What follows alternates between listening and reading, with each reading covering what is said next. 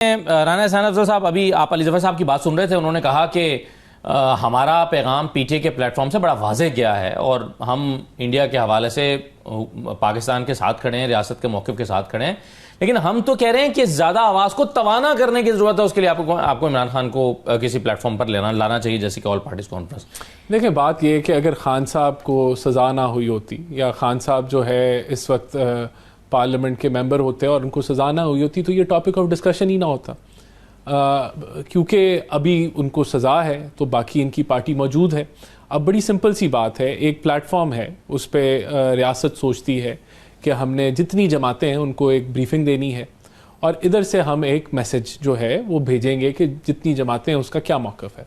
तो ये मैसेज हमने पाकिस्तान की तरफ से देना है। तो उसके अंदर पीटीआई कहती है कि हमने शामिल नहीं होना क्योंकि हमारे लीडर को आप बाहर निकाल के आप उस प्लेटफॉर्म के अंदर नहीं बैठा रहे। वो बैठेंगे तो हम आवाज़ बनेंगे, नहीं बैठेंगे तो हम वो आवाज़ नहीं बनेंगे क्योंकि वो बड़े पॉपुलर हैं और वो हकीकी मानों में अवाम की पॉपुलैरिटी का वो कमांड करते हैं, इनका मौक़िफ़ है ना। तो वो नहीं करेंगे तो हम वो मैसेज नहीं देंगे। तो ये इनका फेल है। तो हुआ क्या कि माइनस पीटीआई जितनी जमातें हैं पाकिस्तान ने, उन्होंने एक मैसेज यकजहती का दे दिया। इनका मैसेज उसमें शामिल नहीं हुआ, ये अलहदा मैसेज देना चाहते हैं। ये इनका एक कॉल और फेल है। तो यह अगर इस पे मुतमईन है तो मुतमईन रहे। देखें, हमारा काम है, हुकूमत का काम होता है कि वो इंगेज करे और एक जमात को दावत दे कि आप इस प्लेटफॉर्म में आएँ और इसके अंदर हमने दुश्मन को पैगाम देना, आप उस दुश्मन के पैगाम, उसको जो पैगाम हमने देना उसका आप हिस्सा बने। और पैगाम पाकिस्तान का है, पैगाम हुकूमत का नहीं है, पैगाम यकजहती का है। सही। तो अगर आप अपना पैगाम सेपरेट देना चाहते हैं तो अवाम आपको देख रही है कि आप अपनी आवाज़ अलहदा बुलंद करना चाहते हैं। आप ये मुतालबा मानने के लिए तैयार नहीं है, हुकूमत ये कभी नहीं करेगी। नहीं, देखिए, ये मुतालबा जो है, ये इसको मैं समझता हूँ ये टॉपिक ऑफ डिस्कशन अभी ना ये है ना ये होना चाहिए इस वक्त। और इस वक्त हमारी जो फोकस है, तवज्जो है, वो दुश्मन के ऊपर है और हमारा फोकस और तवज्जो डिप्लोमेटिक एफर्ट्स के ऊपर है।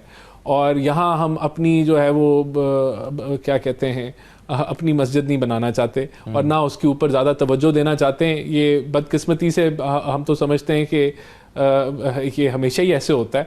अब क्या कर सकते हैं। सही है। राना साहब, इसमें हर्जी क्या है कि अगर आप कौमी यकजहती के लिए इमरान खान साहब की कन्विक्शन ख़त्म ना करें, उनको रिहा ना करें जेल से, लेकिन उनको पैरोल पर बाहर लाकर इजलास में शिरकत करवा दें, ऑल पार्टीज कॉन्फ्रेंस हो जाए पाकिस्तान की, के वो अवाम जिनकी नुमाइंदगी पीटीआई कर रही है उनकी हिमायत भी हासिल हो जाएगी। तो ये तो बड़ी माकूल तजवीज़ लगती है, इसमें हर्ज क्या है? बिस्मिल्लाहिर्रहमानिर्रहीम। लेकिन सबसे पहले तो कल एक बड़ा एक कामयाब सेशन हुआ इस लिहाज से कि जितनी भी पॉलिटिकल पार्टीज़ हैं पाकिस्तान में, उन्होंने इस चीज़ का इंदिया दिया और ये रिजॉल्व था सबका कि हमारे अंदर 100 इख्तलाफात हो सकते हैं, 10 चीज़ें हैं जो हम आपस में चाहते हैं कि हो जाएं। पीपल्स पार्टी PMLN के इख्तलाफ हैं, JUIF है और दीगर जमातें हैं जो पार्लियामेंट के अंदर मौजूद हैं और बहुत सारी चीज़ों पे जो है वो मुख्तलिफ पॉइंट ऑफ व्यू है।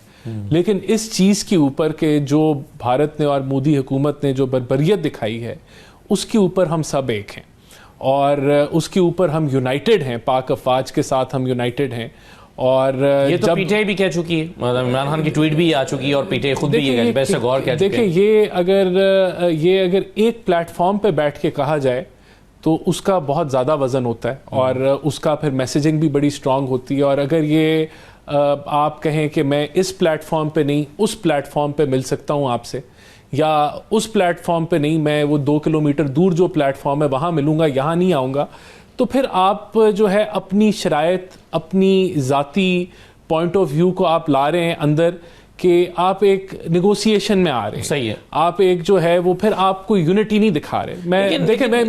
देखें, बात ये है कि मैं बजाय कि अभी ये जो आपने 10 मिनट अभी ये बातचीत की और अली जफ़र साहब से बात की, ये टॉपिक ऑफ डिस्कशन नहीं है इस वक्त कि खान साहब को बाहर निकालें, फलाना लेके आए। तो ये टॉपिक ऑफ डिस्कशन ये है कि इंडिया ने बारबरियत कर दी है।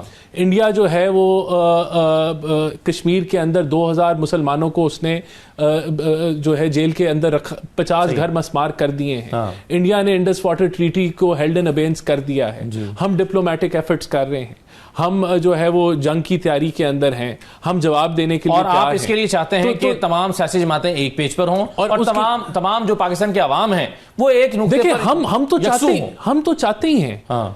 लेकिन ये हर पाकिस्तानी का फर्ज भी है जी ये हर पाकिस्तानी की दिल की आवाज भी है कि दुश्मन के अगेंस्ट। अगर आप सोल्यूशन चाहते हैं तो जाहिर है एक बात पीटीआई के कारकुनों को बैरिस्टर गौहर कहें, एक बात इमरान खान कहें, दोनों के कहे में फर्क तो होगा ना सर। देखिए ये फर्क हमने नहीं निकालना, ये फर्क ये निकालने, देखें बात ये, आज हम बैठ रहे हैं, हम आपको दावत दे रहे हैं, आप पीटीआई के मेंबर हैं, आप पीटीआई के चेयरमैन हैं, पीटीआई के पार्लियामेंटेरियंस हैं, हम आपको दावत दे रहे हैं कि आप आए, बैठे हमारे साथ बैठ के दुश्मन के खिलाफ एक आवाज निकाले।